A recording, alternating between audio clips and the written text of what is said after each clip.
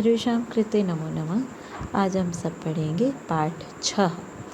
पाठ 6 में कत्वा और ल्यप का प्रयोग किया गया है। अब पहले समझते हैं कि ये कत्वा और ल्यप क्या है। तो कत्वा और ल्यप ये दोनों प्रत्यय है। अब प्रत्यय क्या है? तो धातुओं के अंत में प्रत्यय जोड़कर उनके अर्थ बदल दिए जा सकते हैं। संस्कृत में पूर्वकालिक क्रियाएं यानी जो कार्य पहले बीत गया है वैसी क्रियाएं बनाने के लिए कत्वा अथवा ल्यप प्रत्ययों का प्रयोग किया जाता है। जिन धातुओं में उपसर्ग लगा होता है उनमें ल्यप तथा शेष धातुओं में कत्वा प्रत्यय का प्रयोग किया जाता है। अब इस पाठ के शीर्षक को देखते हैं। पाठ का शीर्षक है विमुक्तम स्यात् प्रदूषणे, यानी प्रदूषण से मुक्त होना चाहिए। कत्वा एवं ल्यप प्रत्ययों के प्रयोग के द्वारा पर्यावरण प्रदूषण के प्रति चिंता प्रकट की गई है।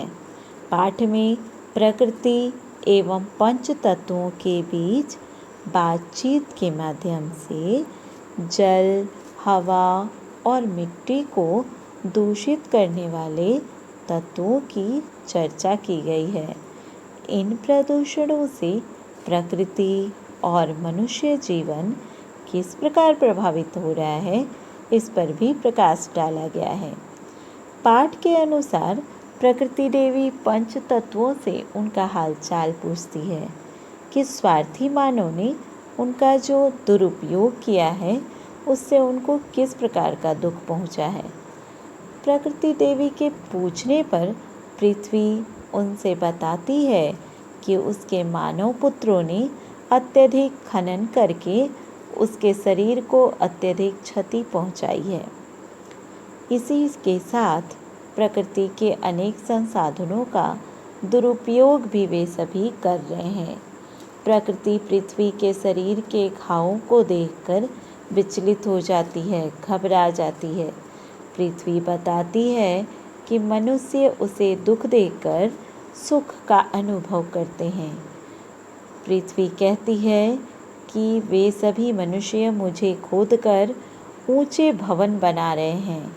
किसान कृत्रिम खाद का उपयोग करके पृथ्वी को जहरीला कर रहे हैं। बालक भी प्लास्टिक की वस्तुओं का प्रयोग करके इधर उधर प्लास्टिक को फेंक कर मुझे अर्थात पृथ्वी को कुरूप बना रहे हैं। हे मेरे भाग्य, माता के साथ यह कैसा व्यवहार। पृथ्वी को सांत्वना देती प्रकृति कहती है कि वास्तव में उसके पुत्र सर्वत्र गंदगी फैलाकर विनाश का कार्य कर रहे हैं। इसी बीच जल बताता है कि मैं तो जीवन का आधार ही हूँ, किंतु मानवों द्वारा प्रदूषित हूँ।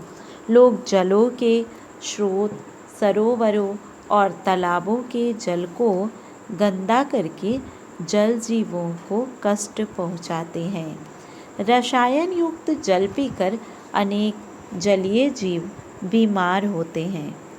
हवा कहते हैं, वायु बताती है कि ऐसा ही व्यवहार मेरे साथ भी हो रहा है। संसार में लोग वाहनों का प्रयोग करते हैं। इनके द्वारा छोड़ा गया काजल के समान मलिन धुआं मुझे गंदा कर रहा है।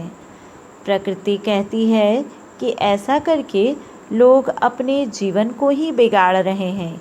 आकाश कहता है कि इन सब बातों से अनभिज्ञ मनुष्य ब्रह्मांड की अवमानना करके, अवहेलना करके प्रकृति के संतुलन को नष्ट कर रहे हैं। ये पृथ्वी को जीतकर चंद्रमा और मंगल आदि ग्रहों पर अपना आधिपत्य के लिए प्रयत्नशील हैं। इनके द्वारा छोड़े गए उपग्रह मेरे हृदय को विचलित करके मुझे कष्ट पहुंचाते हैं। प्रकृति द्वारा पूछने पर अग्नि बताती है कि मैं भी उनके भीतर ऊर्जा के रूप में जागृत होकर उन्हें ओज और तेज देती हूँ।